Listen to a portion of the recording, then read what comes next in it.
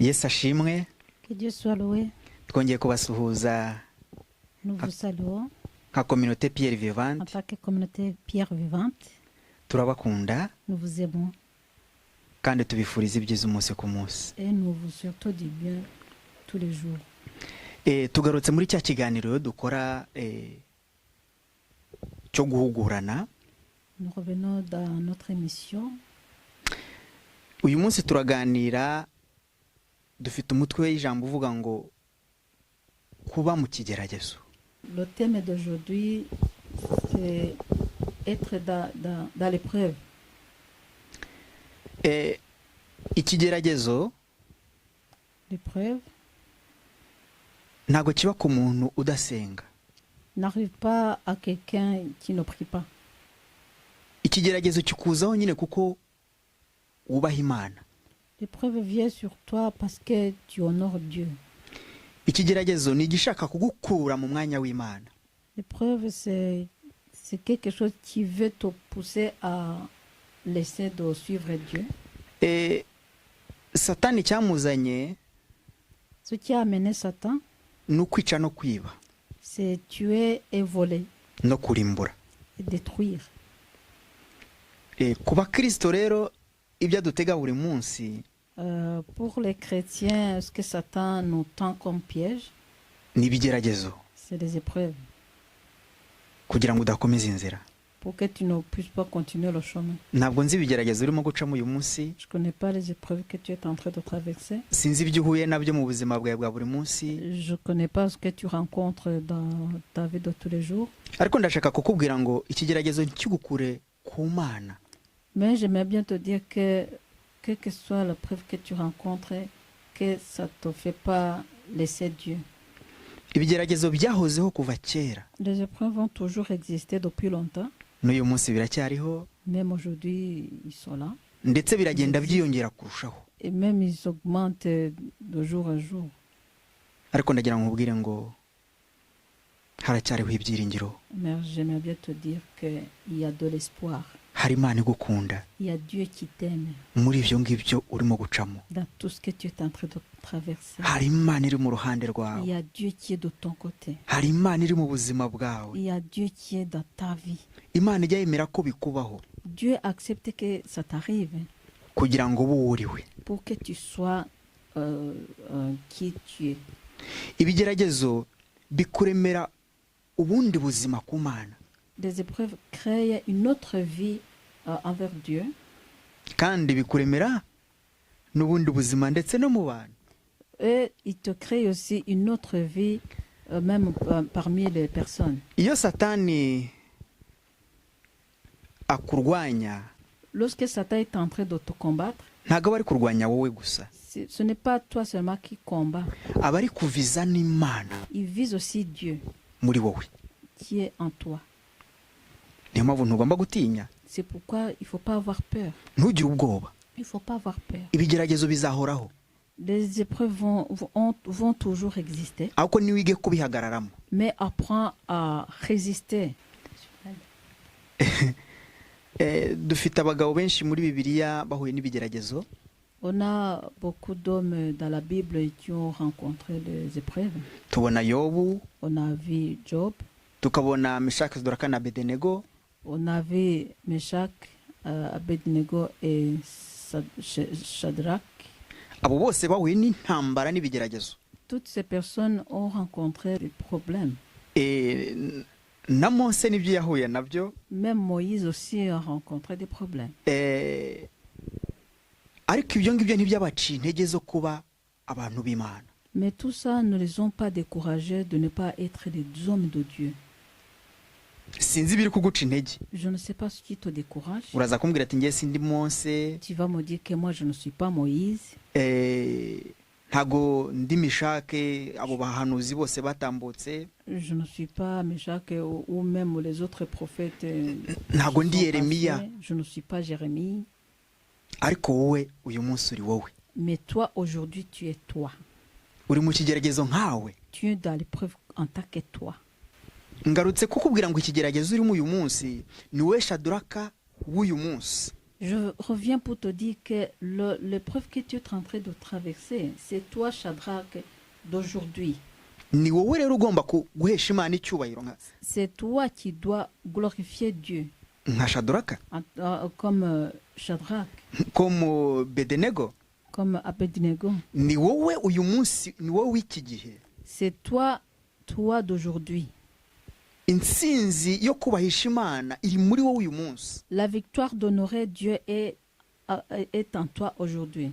Yobu w'iki gihe ni wowe uyu munsi. Job d'aujourd'hui, c'est toi aujourd'hui. Ndagira ngo ntucike intege kubera ibyo uri gucamo. J'aimerais bien que tu ne sois pas découragé à cause des choses que tu es en train de traverser. Ahubwo ni igihe cyo guhagarara. Mais c'est le moment de résister, de tenir ferme. Iyo uri mu kigeragezo uhinduka umunyabyaha mu bantu. Lorsque tu es dans l'épreuve, tu deviens un pécheur parmi les personnes. Ubu umunyabyaha mu bakristo musengana. Tu deviens un pécheur parmi les chrétiens que tu pries avec. Iyo uri mu kigeragezo ibintu byose biba bibi mu maso y'abantu. Lorsque tu es dans les épreuves, toutes choses deviennent mauvaises aux yeux des personnes sur toi. Ndashaka kukubwira ikintu kimwe. J'aimerais bien te dire une chose. Sinzi ibyo bari kukuvuga uyu munsi. Je ne sais pas ce qu'ils sont en train de parler derrière toi aujourd'hui. Sinzi ibyo bari kukwakiza gukora. Je ne sais pas ce qu'ils sont en train de t'accuser que tu fais des choses qui n'honorent pas Dieu. Ibyo bibiha umwanya. Il ne faut pas donner le temps à toutes ces choses. Non. Wibitakazaho igihe. Il ne faut pas perdre ton temps sur ces choses-là. Wowe tunganya umutima wawe. Toi, prépare ton cœur. Reba inzira uri kujyamo. Regarde le chemin où tu vas. Nta kintu uzakora ngo unyure umuntu Imana yaremye. Tu ne peux pas satisfaire un être humain que Dieu a créé. Azahora kubona amakosa. Il va toujours trouver quelque chose qui ne va pas sur toi. Toujours. Oui. Buri munsi. Toujours. Ariko wowe ni wubaha Imana. Mais toi, si tu honores Dieu, ibyo bazavuga ntibizaguca intege ku Mana. Tout ce qu'ils vont dire, ils ne vont pas te décourager pour ne pas suivre Dieu. Et aba bagabo bajugunywa mu itanura ry'umuriro. Lorsqu'on a jeté ces hommes dans le feu, hari ibyo bari babanje kubakiza, kubashinja. On les avait accusés des choses. Nawe uyu munsi amagambo urimo kumva nibyo uri gushinjwa kugira ngo uve ku Mana. Toi aussi, aujourd'hui, les calomnies que tu es en train d'entendre parler, c'est ce qu'on est en train de t'accuser pour que tu laisses Dieu. Nubiha umwanya. Si tu le donnes le temps, uratsindwa. Tu vas être vaincu. Reka mbaho urugero rumwe rw'umugabo umwe Yobu. Je vais vous donner un exemple d'un homme Job. Yobu ngo yahuye n'ikigerageza agera igihe yishimisha urujyo. Job a rencontré un problème jusqu'à ce que pour se gratter, il utilisait le pot cassé. Bigera igihe umugore araza aramubwira ngo ariko wakiyakanye Imana yawe. Jusqu'à ce que sa femme lui a dit, mais est-ce que tu peux pas protester ton Dieu et tu meurs? Uzi icyo bisobanura hariya? Tu sais ce que ça veut dire par là? Igihe yishimishaga urujyo ntago umugore yari akimwegera. Lorsque Job se grattait avec un pot cassé, la femme ne s'approchait plus de lui. Yari yamaze kumujya kure. Elle était déjà loin de lui. Nuvuga ngo ntiyari agifite n'umuntu umushima mu bitugu. Ça veut dire que Job n'avait même pas quelqu'un qui pouvait le caresser même sur les épaules. Non. Non. Kandi yari kumwe n'umudamu. Alors que Job avait sa femme. Sinzi abakuri iruhande uyu munsi. Je ne connais pas ceux qui sont à côté de toi aujourd'hui. Sinzi abari kukubwira ko iyo Mana usenga kuki itari kugukura muri ibyo bibazo urimo. Je ne sais pas ceux qui sont en train de te dire que le Dieu que tu es en train de prier, pourquoi il te fait pas sortir de ces problèmes que tu traverses. Cyo ni ikigeragezo. Ça c'est l'épreuve. Ni ikigeragezo cyawe. Ça c'est ton épreuve à toi. Iga kugihagararanamo n'Imana. Apprends à tenir ferme avec ton Dieu là-dedans. Yobu ntiyegeze areka Imana kubera ko umugore amwihakanye. Job n'a pas laissé son Dieu parce que sa femme a nié lui. Ndagira ngo wibaze ikibazo gikomeye kuri uyu mugabo Yobu. J'aimerais bien que tu te poses une question très importante sur cet homme Job. none ko yari kumwe n'umudamu we kuki yashatse ikintu yishimisha. Job était avec sa femme. Pourquoi il a dû chercher quelque chose à utiliser pour se gratter? None ko umugore we yari akimukunda kubera iki yamubwiye ati yakana Imana yawe wipfire. Sa femme aimait toujours Job. Pourquoi elle lui a dit de nier Dieu et de mourir? Sinzi iby'umugabo ari kukubwira uyu munsi. Je ne sais pas ce que ton mari est en train de te dire. Ntabwo nzi iby'umugore we ari kukubwira uyu munsi. Je ne sais pas ce que ta femme est en train de te dire. Nta nubwo nzi iby'abavandimwe bawe bari kukubwira uyu munsi. Je ne sais même pas ce que tes frères et sœurs sont en train de te parler aujourd'hui. Ariko hagararana n'Imana. Mais reste avec Dieu. Witinya ibyo abantu bavuga. Il ne faut pas avoir peur de ce que les gens parlent. Iyo uri mu kigeragezo Lorsque tu traverses des problèmes, wambara umwenda ntukubere. tu t'habilles, tu mets un habit, tu vois que ça ne te va pas. Imbere y'abantu Devant les hommes, biba bibi. ça devient mauvais. Niyo uvuze ijambo riba ribi. Même quand tu parles, ta parole est mauvaise. Niyo utambutse utambuka nabi. Même quand tu marches, Mu maso y'abantu. même quand tu marches, les gens détestent ta démarche. Icyo ni ikigeragezo urimo kurwana nacyo. Ça, c'est l'épreuve que tu es en train de combattre avec. N'isahani uyitegura nabi ku meza. Même maso y'abakureba. l'assiette, tu n'arrives pas à bien l'adresser devant les yeux des hommes qui te regardent.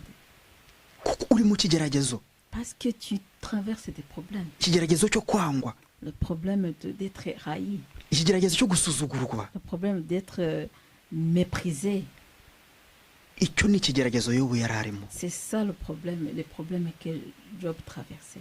Byashoboka ko nawe uyu munsi ari byo uri gucamo. C'est possible que toi aussi tu es en train de traverser ces problèmes-là. Uravuga umwana ntiyumve. Tu parles à ton enfant, il ne t'écoute pas. Uravuga umuvandimwe ntiyumve. Tu parles à ton frère ou ta sœur et ils ne t'écoutent pas. Icyo ni ikigeragezo. C'est ça aussi c'est un problème. Mu maso y'abantu Dans les yeux des personnes, witwa umunyabyaha. tu es un pécheur Kuko uri guca mu bigeragezo. parce que tu es en train de traverser des problèmes. Hari igihe n'ibyo kurya ubibura. Mais même il y a un moment où tu n'arrives pas à trouver à manger. Kwasenga kubera icyo aca mu bintu nk'ibi. Il prie, pourquoi il traverse des moments difficiles comme ça? N'igihe cyawe nshuti y'Imana. Ton temps bien-aimé de Dieu, Ntucike intege. ne sois pas découragé. Ahubwo ni igihe cyo kongera gutekereza ubuzima bw'Imana muri wowe. C'est le moment de penser la vie de Dieu en toi. Aho niho Imana yiteguriye kuguhera umugisha. C'est là où Dieu est prêt à te bénir. Ni gute uhagarara mu bigeragezo. C'est comment tu te tiens dans les épreuves. Ni gute witwara. Comment tu te comportes. Aho ikigeragezo ni cyiza ukaba malhonnête. Est-ce que quand les épreuves arrivent, tu ne deviens pas malhonnête? Ukareka Imana. Et tu laisses Dieu. Ugatandukana n'abantu. Et tu te sépares des personnes. Aho ikigeragezo ni cyiza ugaca imanza. Est-ce que quand les problèmes arrivent, tu ne commences pas à juger? Irinde. Prends garde. Iyo umuntu ari mu kigeragezo, Lorsque quelqu'un est dans les épreuves, icyo akoze ntigikunda. mais ce qu'il fait, ça ne réussit pas. Iyo kidakunze witwa ko uri umunyabyaha. Quand ça ne réussit pas, tu deviens pécheur. Mu maso y'abantu. Dans les yeux des êtres humains, Ushaka uri pasiteri. tu peux être pasteur, Ushaka uri umukristo usanzwe. tu peux être un chrétien normal. Umwana wa pasiteri yakoze amakosa. L'enfant d'un pasteur a commis des erreurs. Cyo ni ikigeragezo cya pasiteri. Ça, c'est l'épreuve de pasteur. Ariko Satani anyuze ku mwana we. Mais Satan a passé par son fils. Ariko Satani anyuze ku mugore we. Mais Satan a passé par sa femme. Ariko Satani anyuze ku mugabo we. Mais Satan a passé par son mari. Icyo ashaka Satani ni ukugira ngo ube découragé. Ce que Satan cherche, c'est que tu sois découragé. Reka Imana. Et que tu laisses Dieu. Uwo ni umugambi wa Satani. C'est ça le plan de Satan. Ni uko ikigeragezo kigutsinda. Le plan de Satan veut que l'épreuve te domine et toi tu abandonnes Dieu. Ndagira ngo wige kubana n'ikigeragezo cyawe wubaha Imana. J'aimerais bien que tu apprends à vivre avec tes épreuves en honorant Dieu aussi. Ugomba kumenya ibintu bitatu muri ibi Tu bintu. dois connaître trois choses. ugomba kubanza kumenya ko uri mu kigeragezo d'abord. Tu dois connaître d'abord que tu es dans les épreuves. Ni ryari umenya ko uri mu kigeragezo? Quand est-ce que tu sais que tu es dans les épreuves? Ni ryari se wemera ikigeragezo? Quand est-ce que tu acceptes que tu traverses les épreuves? Ni ryari se wemera kubana n'Imana mu kigeragezo? Quand est-ce que tu acceptes de vivre avec Dieu dans tes épreuves? Nuko amatwi y'abantu, amagambo y'abantu mu matwi yawe utabiha agaciro. C'est que tu ne donnes pas l'importance, les paroles des personnes dans tes yeux. Kugira ngo nshobore kwitwa umuntu w'Imana nawe ube umuntu w'Imana. Pour que je puisse être l'homme de Dieu et que toi aussi tu sois l'homme de Dieu. Ni wumva ibyo abantu bakuvuga. Si tu écoutes ce que les gens parlent sur toi, Ntabwo Imana uzayisenga. tu ne vas pas prier Dieu. Uzakurikira inzira y'Imana. Tu ne vas pas suivre le chemin de Dieu. Kuko hari urucanege rwinshi. Parce qu'il y a beaucoup de choses qui sont décourageantes. Hari intambara nyinshi. Il y a beaucoup de combats. Mujya mukunda kumva none se uriya nawe kubera iki byamugezeho. Uriya se nawe ashobora kubikora. Bishobora kumubaho. Souvent vous entendez parler pourquoi telle personne telle chose lui sont arrivées. Est-ce que c'est possible? Ni umuntu nkawe. C'est un être humain comme toi. Arageragezwa nkawe. Il est en train de le mettre à l'épreuve comme toi. Umwana wo kwa pasiteri ntiyakora biriya. Le fils d'un pasteur ne peut pas faire des choses pareilles. Ntabwo kwa pasiteri ari mu ijuru. Chez le pasteur, c'est pas au ciel. No. Non. Ni ikigeragezo pasiteri ari gucamo. C'est l'épreuve que le pasteur est en train de traverser. Bariya abantu barasenga cyane ariko kubera iki bari guca muri biriya. Ces gens-là, ils prient beaucoup, mais pourquoi ils sont en train de traverser les moments difficiles? Ni ikigeragezo cya ruriya rugo. C'est l'épreuve de ce foyer-là. Iyo ukoze ibintu bikaguhira, lorsque tu fais des choses et que tu réussis, hari igihe wibwira ko abandi basenga nabi. Tu crois qu'il y a un moment où tu te dis que peut-être les autres ils ne prient pas bien. Ntabwo ari byo. C'est pas ça. Ni ikigeragezo. C'est les épreuves uriya muntu ari gucamo. que la personne est en train de traverser. Ijambo ry'Imana ryo riravuga. La parole de Dieu dit. Ni Yesu wabivuze. C'est Jésus qui a dit ça. Ngo nawe nzaha umutwaro ure adashobora kwikorera. Il a dit qu'il ne peut pas donner le fardeau à une personne qu'il ne peut pas porter. Nibajije ikibazo kimwe. Moi, je me suis posé une question. Yesu ngo avuye kuri Yorodani igihe kimwe. Lorsque Jésus un jour venait de Jordan, ngo ajyanwa n'umwuka mu butayu gusenga. Il a été amené par l'esprit dans le désert pour prier. Ageze atangira kugeragezwa na Satani. Lorsqu'il est arrivé, il a commencé à être tenté par Satan. Yararangije gusenga. Il venait de prier. Ariko Satani amusanga. Mais Satan l'a rencontré là-dedans. Aramugerageza. Il a commencé à le tenter. Nimba Satani yarashoboye gutinyuka Yesu, mwana w'Imana. Si Satan a osé de tenter Jésus, l'enfant de Dieu, le fils de Dieu. Imagine wowe. Reba wowe. Alors, regarde-toi. Reba njyewe. Regarde-moi. Nimba ataratinye uriya. S'il n'a pas eu peur de tenter Jésus, yantinya gute? Comment il peut avoir peur de moi? Icyo dukeneye muri ibi bintu. Ce qu'on a besoin dans ces choses. Ni gute mpagararana n'Imana mu kigeragezo? Comment je tiens debout avec Dieu dans les épreuves? Dans l'épreuve. Nukudatsindwa n'inyungu z'uyu mubiri. C'est de ne pas être vaincu par les intérêts de cette chair que nous portons. Nukudasubira inyuma kubw'uyu mubiri. C'est de ne pas reculer à cause de cette chair que nous portons. Imana idufashe cyane. Que Dieu nous aide beaucoup. Yesu yatezwe muri cyagihe yarashonje arangije amasengesho. Jésus a été piégé dans le moment où il venait de prier, où il venait de terminer les prières et qu'il avait faim. Satani amuzanira yarafite inyota. Et Satan est venu au moment où Jésus avait soif. Ati hindurira ibuye. Hindura Imana idufashe cyane. Ati atangira kumubwira ati hindurira ibuye umutsima. Et puis Satan a commencé à lui dire, change cette pierre en pain. Yesu yarafite inyota, afite inzara. Jésus avait soif et avait faim. ntibizagutangaze ko igihe kimwe uzabona umuntu usenga Ne sois pas étonné qu'un jour, tu verras quelqu'un qui prie ariko akicwa n'inzara kandi asenga. et qu'il a faim alors qu'il prie. Ni ikigeragezo. C'est une épreuve. Uricara ati ni igihano Imana yamuhannye. Ntabwo ari byo. Et là, tu t'assois, tu commences à dire, ah, Dieu l'a puni. Non, ce n'est pas ça. Ntabwo Imana yamuhannye. C'est pas Dieu qui l'a puni. Ni ikigeragezo arimo C'est gucamo. l'épreuve qu'il est en train de traverser. Ni inzira agomba kunyuramo kugira ngo abo uwo ari we. C'est le chemin où c'est le chemin que la personne là doit traverser pour qu'elle soit telle qu'elle est.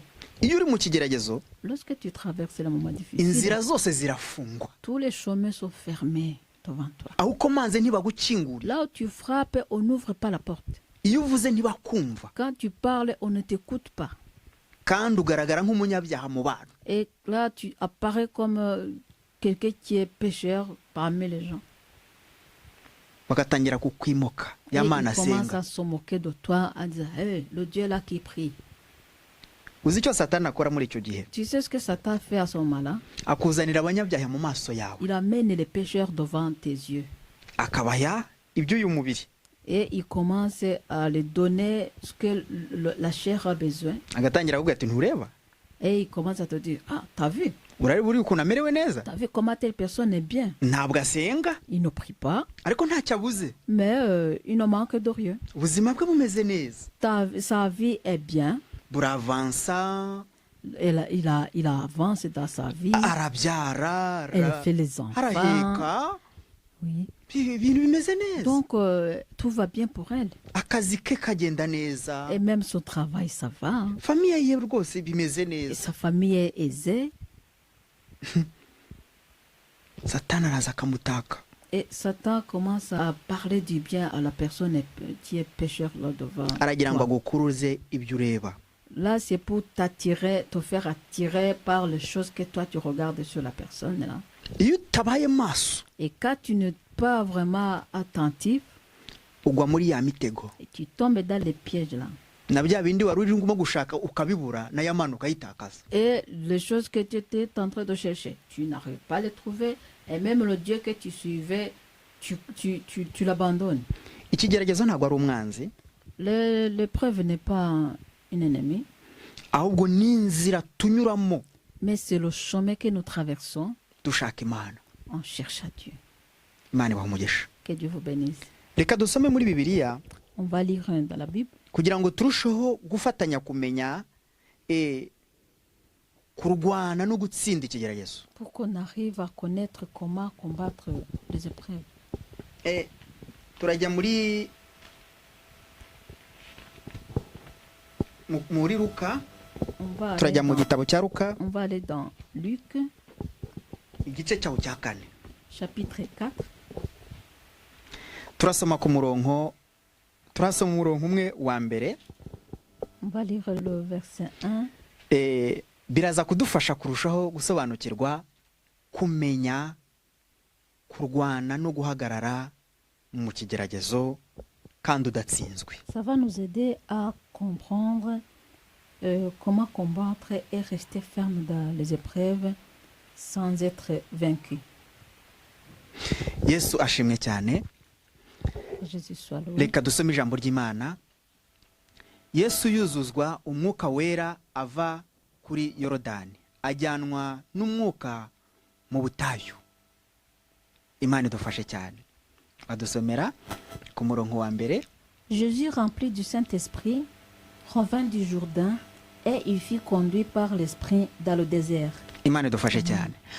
Turasoma no ku murongo wa kabiri. Amarayo iminsi 40 ageragezwa n'umwanzi. Muri iyo minsi ntiyagira icyo arya, nuko ishize arasonza. Imana igumugisha cyane. Où il fut tenté par le diable pendant 40 jours. Il ne mangea rien durant ces jours-là, et après qu'ils furent écoulés, il eut faim. Imana idufashe cyane. Que Dieu nous aide beaucoup. Iki gihe Bibiliya tubwira ngo Yesu ngo yajyanywe mu butayu n'umwuka. Ici, la parole nous dit que Jésus a été amené dans le désert par l'esprit. amara iminsi 40 ari gusenga, Il est resté là-bas pendant 40 jours. arangije arasonza. Et puis il a eu faim. Byari normal. Et c'était normal. Sinzi ibyo uri gusengera uyu munsi, Je ne sais pas ce que tu es en train de prier là, aujourd'hui comme requête. ariko ugakomeza ukaba mu bibazo Mais tu continues à rester dans des problèmes. kandi uri gusenga. Alors que tu es en train de prier. Yesu nawe yarimo gusenga, Jésus aussi était en train de prier. ariko Satani aramusanga. Mais Satan l'a approché. Ku murongo wa 3, Au verset 3. umwanzi aramubwira ati, niba uri umwana w'Imana, bwira iri buye rihinduke umutsima. Le diable lui dit, si tu es fils de Dieu, ordonne à cette pierre qu'elle devienne du pain. Iyo uri mu kigeragezo, Lorsque tu es dans les problèmes, hein, baravuga ati kubera iki ariko we kudasenga ibibazo byawe ngo bishire. les gens disent, pourquoi tu ne pries pas pour que tes problèmes soient finis? Cyo ni ikigeragezo uri kurwana nacyo. Ça, c'est l'épreuve que tu es en train de combattre avec. Yesu kushonje, kuki udahindurira ibuye umutsima? Jésus, tu as faim, pourquoi tu ne changes pas cette pierre du pain? Iki ni ikigeragezo cya Yesu. Ça, c'était l'épreuve de Jésus. Iyo uri mu kigeragezo, kubera icyo ubuzima bw'uyu muntu butajya buhinduka? Lorsque tu es dans l'épreuve, pourquoi la vie de cette personne ne change pas? Menya neza, sobanukirwa umwanya urimo. Il faut bien comprendre la place où tu es. Sobanukirwa ko uyu munsi Satani arimo arashaka kugutega iby'uyu mubiri. Il faut bien comprendre que Satan est en train de te faire piéger par ce que notre corps a besoin. Nimba yaratinyutse Yesu, S'il a osé tenter Jésus, ntago yagutinya. il ne peut pas avoir peur de toi. Ntibazababeshye ngo Satani ni akantu karaho. Il ne faut pas vous mentir que Satan, c'est une petite chose là qui est là-bas, qui est là. Ni ikintu kiri aho ahubwo. C'est vraiment une grande chose qui est là. Kandi ugomba kurwana nacyo. C'est un géant qui est là et que tu dois le combattre.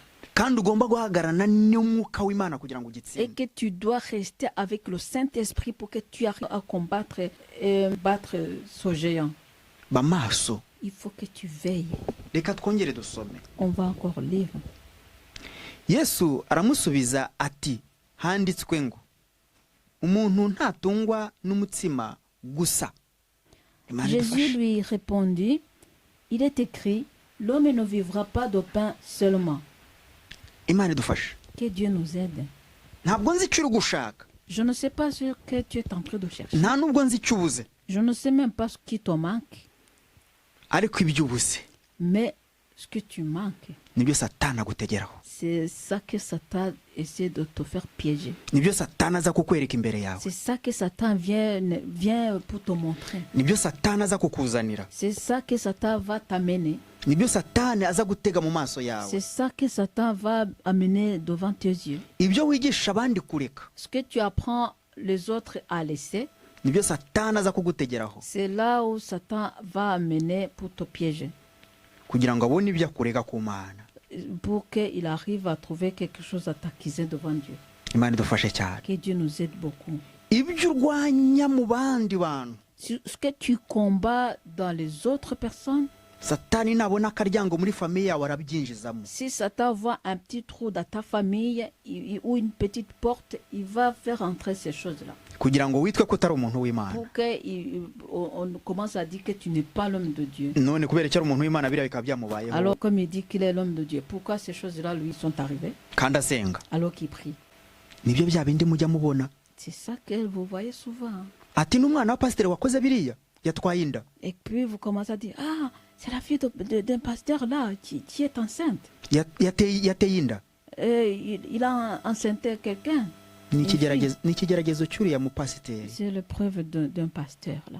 Ah, umwana wo kwa kanaka babadiyakoni basenga cyane. Ah, les enfants de chez le diacre là qui prient beaucoup.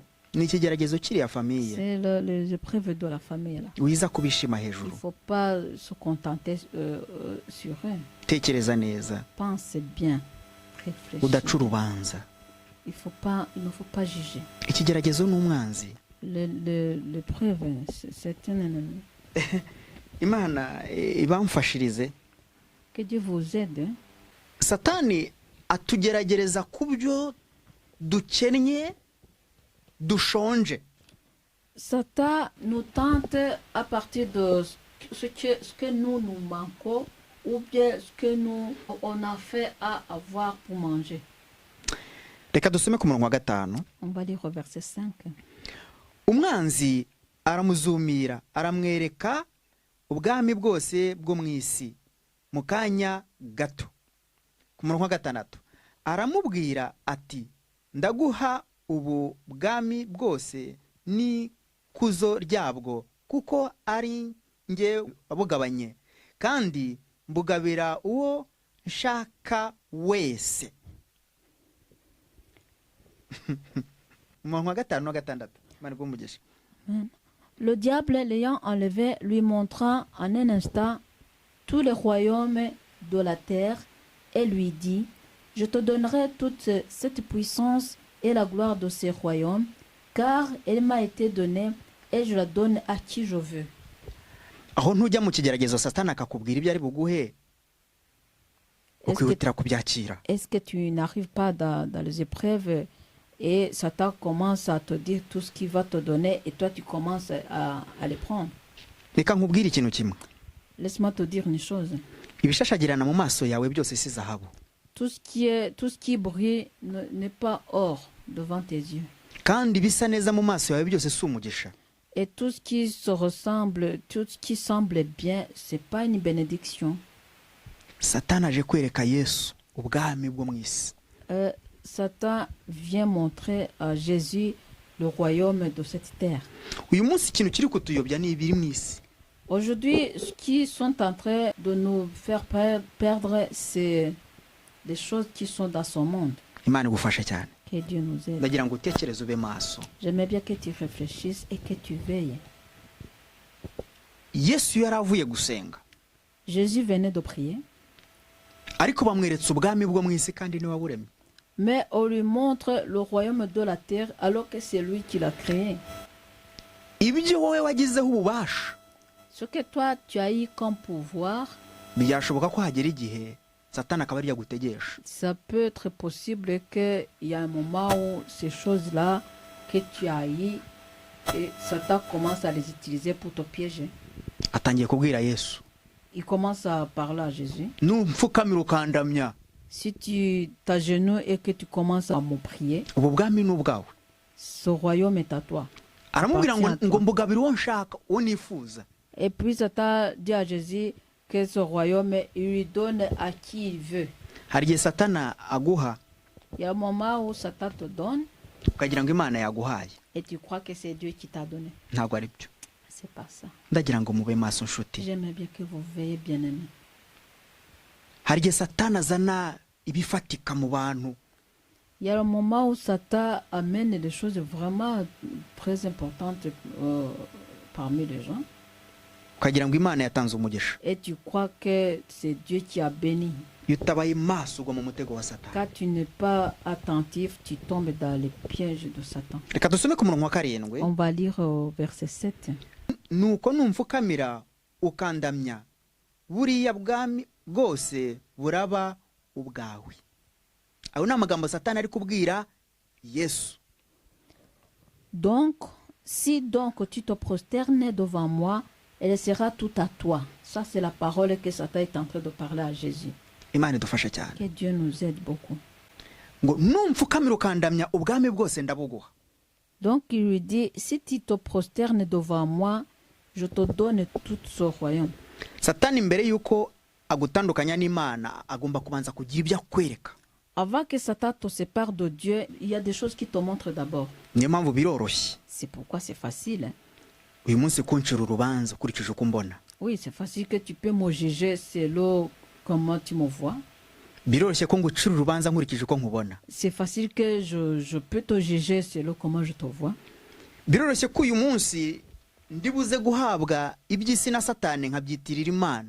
C'est facile qu'aujourd'hui, je peux être donné des choses mondaines et je commence à dire que c'est Dieu qui m'a béni. Ntabwo tubibona hano se? Ici, vous le voyez bien. Satani arimo kwereka Yesu ibyo ari bukore. Satan est en train de montrer à Jésus ce qu'il va lui faire. iyo satani aje kukubwira ibyo ari buguhe nk'uko satani yaje kuri Yesu, wifata uti? Quand Satan vient de te dire ce qu'il va faire pour toi, comme il est venu pour tenter Jésus, comment toi tu te comportes? wabuze akazi imyaka myinshi, Tu as été au chômage pendant longtemps, ariko hari inzira yo kukabona fasile ariko ukoze icyaha. mais il y a le chemin très facile que tu peux trouver le travail, mais en faisant d'abord le péché. umaze imyaka myinshi utabyara, ariko hari inzira yo kubyara ukoze icyaha. Ça fait longtemps que tu n'as pas d'enfants, que tu n'arrives pas à avoir les enfants, mais il y a le chemin qui est facile, que tu peux passer par là pour avoir un enfant, mais ça c'est un péché aussi. urifata ute rero? Comment tu vas te comporter alors? umaze igihe kinini ufite ideni rikomeye cyane, Ça fait longtemps que tu as une dette vraiment très importante, ariko habonetse uburyo bwo kuryishyura ariko ukoze ibyaha. mais il y a le moyen qui arrive qui t'aide à payer cette dette, mais pour le payer, tu dois commettre le péché. urabyifata mute? Comment tu vas te comporter? dore ngibi ibyo Yesu yarimo gucamo. Voilà ce que Jésus était en train de traverser. ni ikigeragezo, C'est des épreuves. nicyo tukiriho. C'est là où nous sommes tous. tujye gusoma ku murongo wa 8. On va lire au verset 8. Yesu aramusubiza ati, handitswe ngo uramye Uwiteka Imana yawe abe ariyo ukorera yonyine. Amen. Jésus lui répondit, il est écrit, tu adoreras le Seigneur ton Dieu et tu le serviras lui seul. aya ni amagambo Yesu yashubije satani. Ça, c'est la parole que Jésus a répondu à Satan. wowe ibyo bigeragezo bije usubiza uti? Toi, quand les tentations t'arrivent, comment tu réponds? iyo ugeze muri bya bindi ubuze kandi bije mu maso yawe, Quand tu arrives dans les choses là qui te manquent, qui sont devant Dieu, comment tu fais?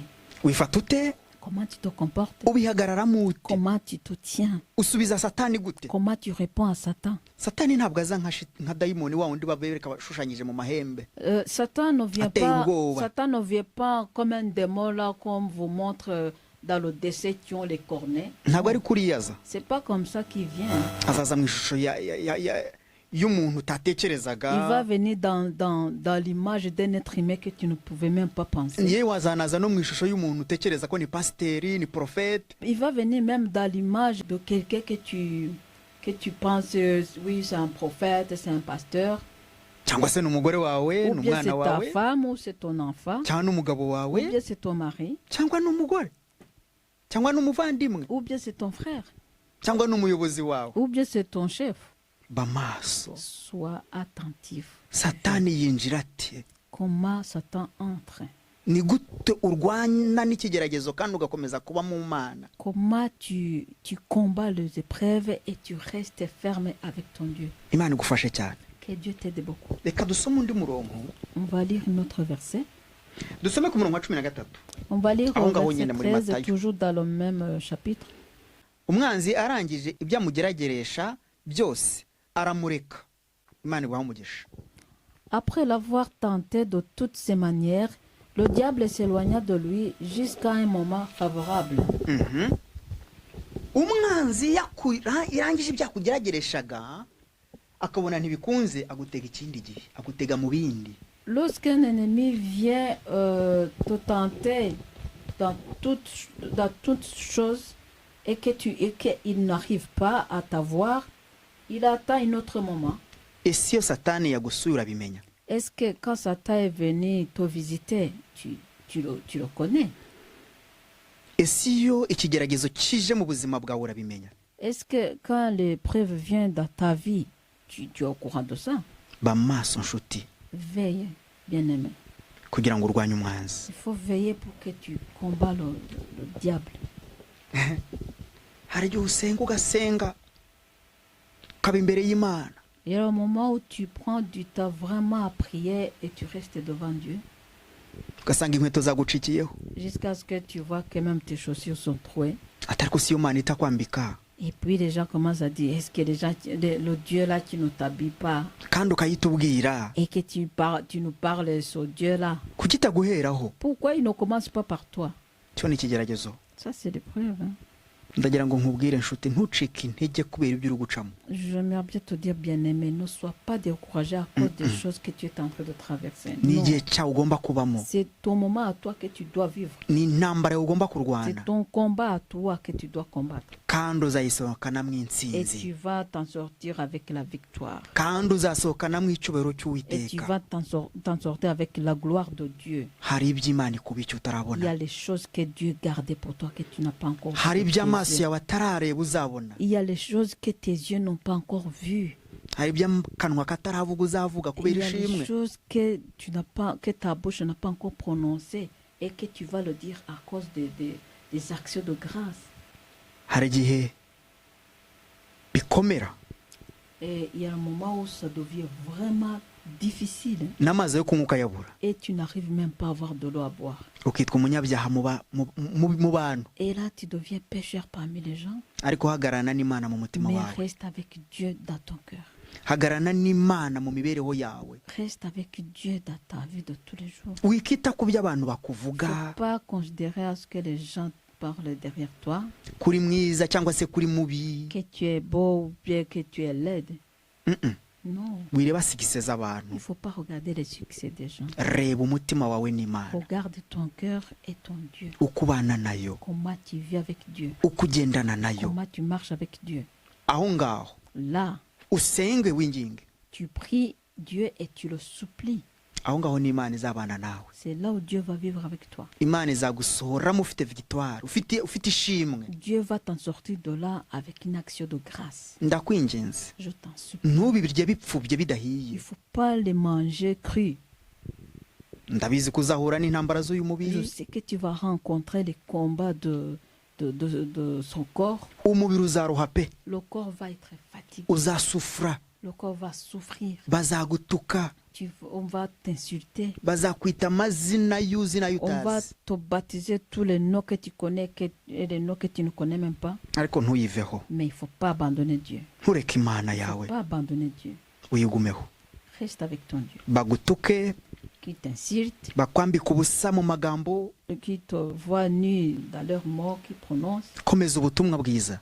Restez avec la bonne parole. ibindi kubabwira, Ceci que je vous parle, ndi umuhamya, moi je suis témoin. naciye muri ibyo byose, Je suis passé par là. n'ubu sindabisohokamo byose, Même jusqu'à aujourd'hui, je n'ai pas encore sorti dans tout, ariko nzi aho navuye ku Mana, mais je sais d'où je viens kandi nzi n'aho ndi kujya, et je connais où je vais nzi n'aho mpagaze uyu munsi. et je sais où je suis aujourd'hui. reka nkubwire, Laisse-moi te dire, uzabana n'abantu tu vas vivre avec les gens, abeza n'ababi, les mauvais et les bons.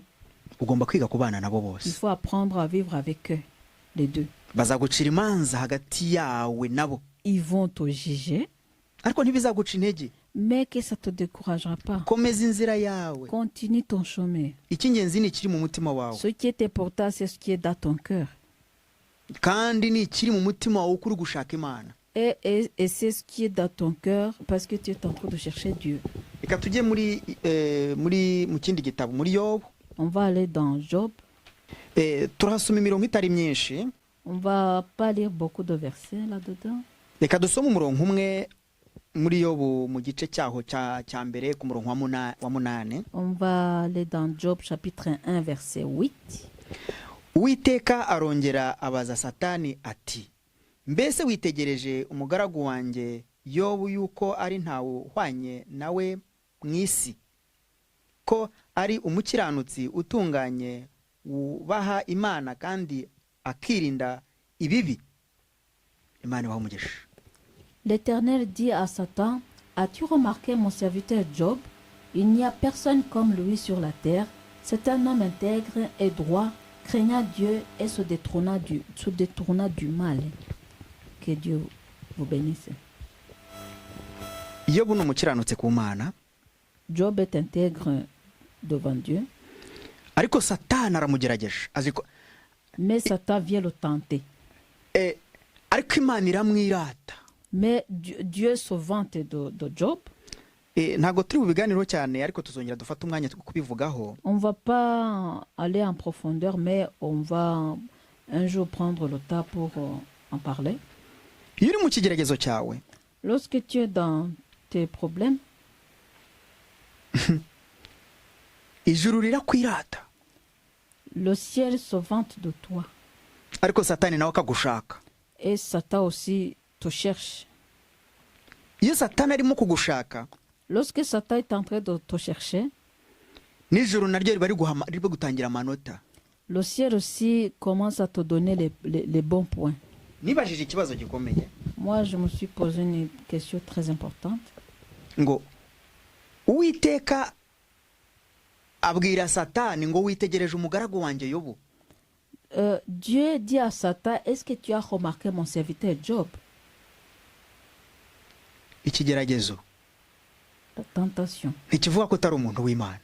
Ne dis pas que tu n'es pas un homme de Dieu. Ni abantu bavuga ko utari umuntu w'Imana. Ce sont les personnes qui disent que tu n'es pas un homme de Dieu. Wowe uri umuntu w'Imana mu Toi, mutima tu es un wawe, homme de Dieu dans ton cœur.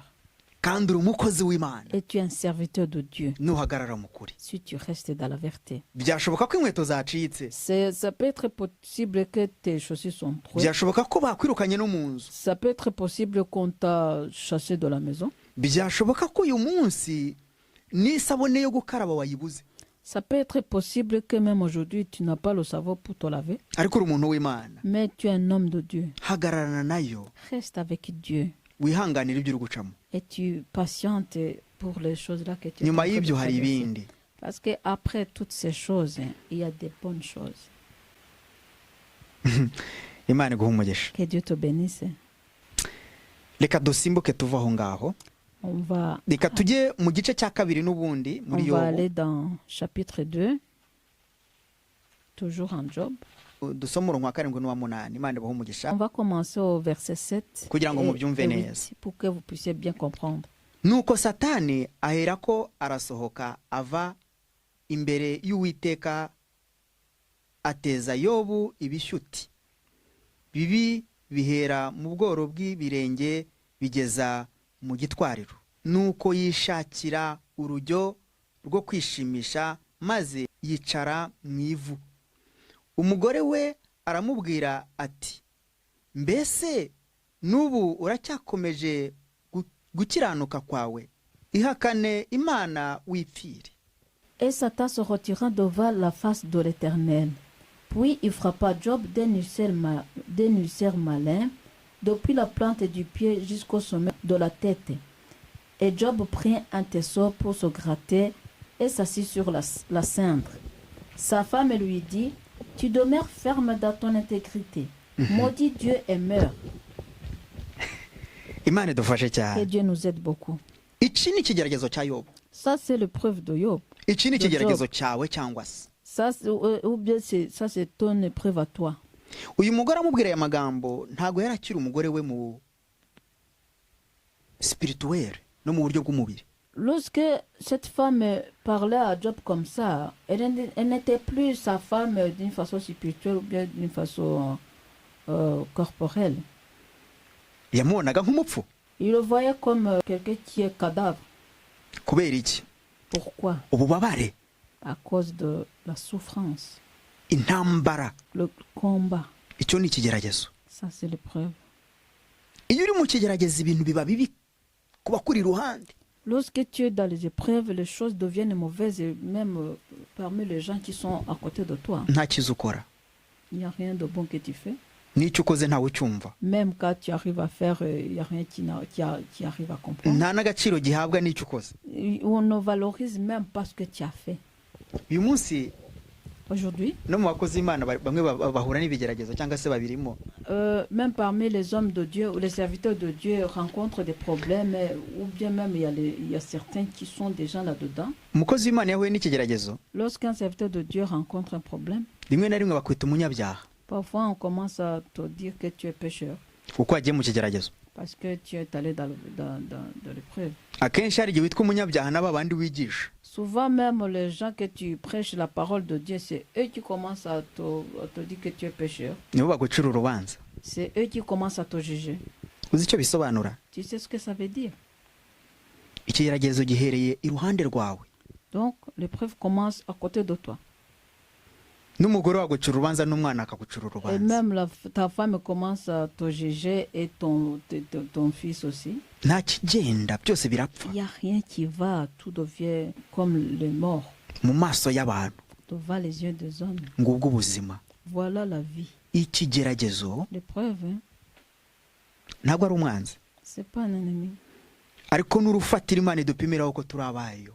Mais c'est la fondation que Dieu nous mesure pour voir si on est vraiment ses vrais enfants.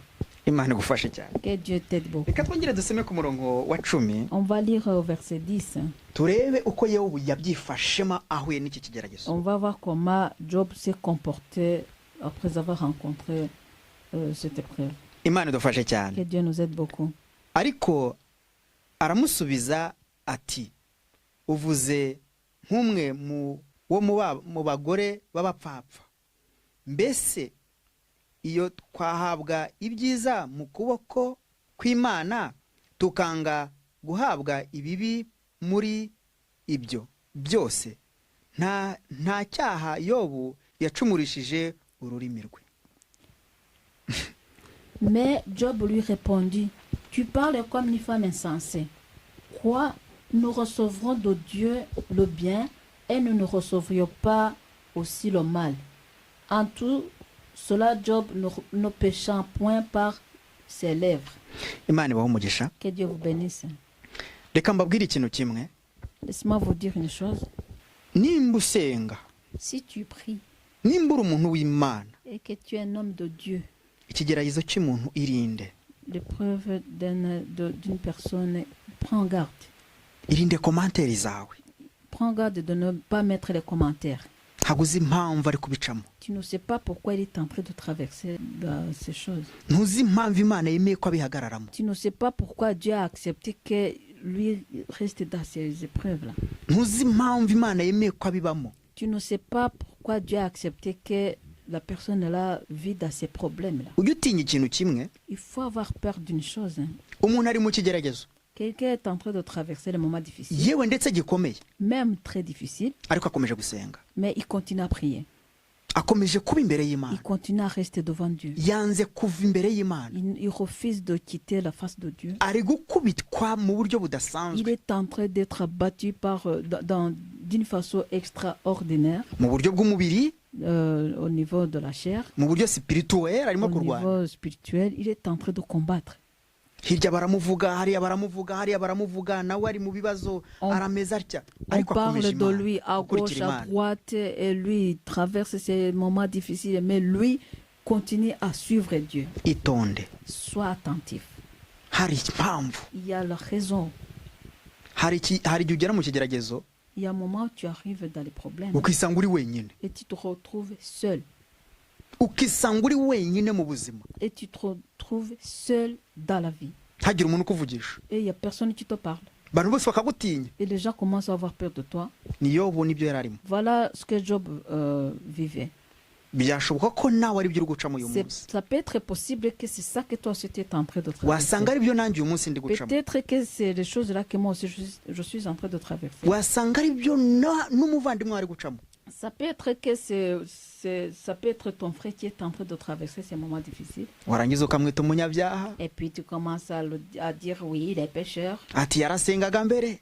Avant il priait, Ariko none ubu ngubu yaraguye. mais maintenant il a abandonné Dieu. Niki kigukonveka ibyo? Qu'est-ce qui te convainc qu'il est comme ça? Niki kibikwemeza? Qu'est-ce qui te fait croire que c'est vrai? Irinde mu byo uvuga.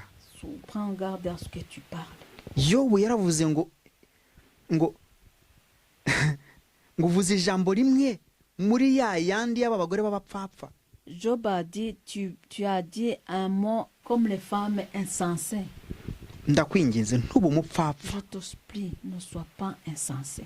Imbere y'Imana, Devant Dieu imbere y'umuntu et devant une personne utazi impamvu ari guca muri biriya. que tu ne connais pas pourquoi elle est en train de traverser ces moments difficiles. Imana ibahe umugisha. Que Dieu vous bénisse.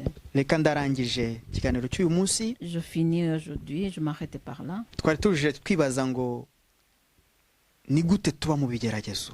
On était venu pour nous demander comment on vit dans les épreuves. ntiwishime mu kigeragezo cy'umuntu Il ne faut pas être content dans les épreuves de quelqu'un d'autre. kandi wirinde urinde n'umutima wawe. Et que tu prends garde et que tu gardes ton cœur aussi. ndagusabye nawe uri kutukurikira, Je te prie, toi aussi qui nous suis, ikigeragezo cyawe ntikigutandukanye n'Imana, que ton épreuve à toi ne te sépare pas de Dieu. ukomeze. Que tu continues le chemin. aho niho uzambikirwa ikamba ry'umugisha. C'est là où on va te couronner. La couronne d'une bénédiction. ibyiza biri imbere. Les bonnes choses sont devant. reka dusenge. On va prier. nyagasani Mana yacu, Seigneur notre Dieu, ndasabiye umugisha abagaragu bawe, je prie pour tes serviteurs, baha umugisha que tu les bénisses. abatwumvishe. Ceux qui nous ont écoutés, sinzi ibigeragezo bari gucamo, je ne connais pas les épreuves qu'ils traversent, ariko bibasohoremo. mais je t'en supplie que tu les sortes de là. nzi ko ari ufite Je urufunguzo. sais que c'est toi qui as la clé. nyemerera Mana, Permets-moi, Seigneur. funga imiryango satani yafunguye ku buzima, Ferme toutes les portes que Satan a ouvertes sur eux.